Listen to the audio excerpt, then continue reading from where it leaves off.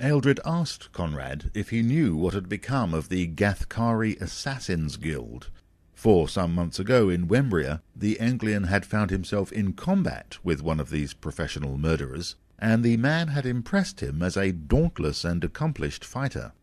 He could not have been more different from the grovelling creatures inhabiting the queendoms.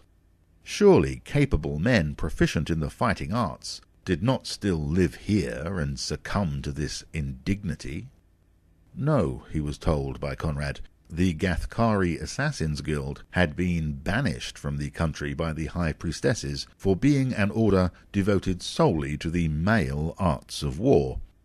The Assassins' Guild could have disregarded the command had they so wished, for there were none in Gathkar who could have enforced it.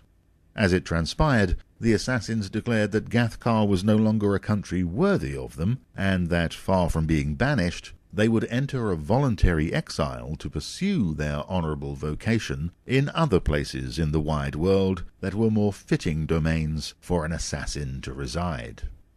So that, thought Ealdred, was how a black assassin had fetched up in Wembria. He remembered how astonished Mistress Bryony had been to see a man with a black skin. Her pretty face had been a picture. But that set his thoughts in a sad direction, and he brought his mind back to the seaside hostelry and his insipid flagon of ale, and his impressively scarred interlocutor. The feelings that Mistress Bryony had stirred in him during their time together had made her abiding memory an affectionate one. Ealdred stroked the unwashed, unbrushed hair of the half-dozing Menggis girl whose head rested in his lap. She murmured sleepily. He rested his hand on the warmth of her belly, and she curled her knees up tighter to trap the hand there. Conrad had been in the tavern swilling beer since the morning, several hours before Ealdred's arrival, and even Gathkari ale has its effect eventually.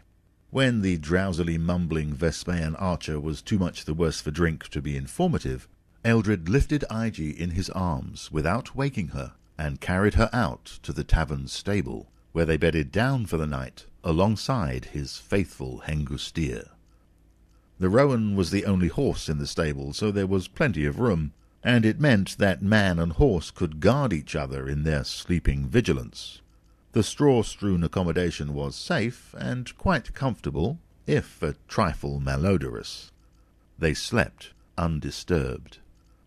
Conrad was still snoring like an ox with bronchitis, slumped over the table in the tavern, when the powerful blue roan conveyed Ealdred and Ige out of the village at daybreak. There were similar little townships all along the coast. The mercenary's recent financial fortunes had been so favourable that he carried enough gold and silver in his saddlebags to buy 6 of these villages outright. But no one would have guessed at this hidden wealth had they seen him passing by. He was far too wily an old bird to invite robbery by making it known that he had anything worth stealing. It was problematic enough to forestall attempts by various bandits and lusty lads who fancied their chances at stealing Ige.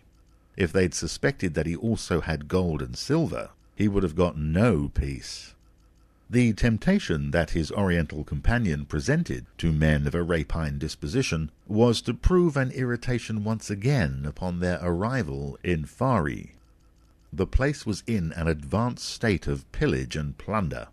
So fractured and divided a country as Gathkar was inevitably subject to repeated bouts of civil tumult, and the city of Fari was in a maelstrom of spontaneous bouts of riot and disorder, as the 2 foreigners on their magnificent grey stallion crept into town as clandestinely as they could manage, given that all 3, man, woman, and horse, were distinctly unusual in their physical appearance. Several portions of the city were aflame as a result of Murgle and Akrani insurgents. The rioters had stopped just short of an armed uprising, but the city had the pungent flavour of mutinous insurrection, and the stink of charred flesh in the smoke from the burning buildings suggested the fate of at least some of those who had been caught up in the havoc of revolt.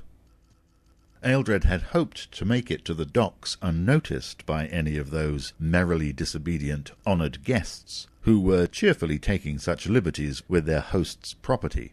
But to reach the quayside he had to pass through the harbour square, and it was there that they came across a Gathkari male in the public stocks being spat upon by a crowd of Akrani soldiers, all of them laughing like hyenas. The notice board on the stocks proclaimed his crime: causing offence to our honoured guests. With a chilling significance, it was written in Akrani, although Ealdred's illiteracy meant that the significance was lost on him. The imprisoned creature in the stocks was continually apologizing to his tormentors for having perpetrated so unforgivable an offence, and repeatedly expressed his gratitude to them for helping him to do penance by spitting upon him. The speech that he recited was a formally prepared one handed down by the judge at his trial during sentencing, as, in her learned opinion, it was an appropriate and important adjunct to his punishment. Confession was good for the soul. The jeering, spitting crowd of Akrani fighting men were only too pleased to assist the sycophantic Gathkari to debase and defile himself in his utterly gratuitous remorse. These military Akrani were very typical of their kind in costume and deportment. They wore the crimson and yellow ochre turbans that were an identifying feature of Akrani, especially of their military, crimson and yellow ochre being their national colours. Their tunics were the 3/4-length kaftan coats, made in silk for the officers and in cotton for the ordinary soldiers, buttoned down the front to the waist, with full and often embroidered sleeves. They favoured puffed-out pantaloon breeches above the knee, which were tucked smartly into putty gaiters below the knee. The shafra knife, found on the belt of every Akrani male over the age of puberty, had a distinctive down-curving double-edged blade that was between 6 and 9 inches long and usually engraved with a family name or crest. The customary mode of barbering amongst the Akrani featured very long and drooping moustaches, frequently hanging lower than their chins, combined with much shorter, tufty beards.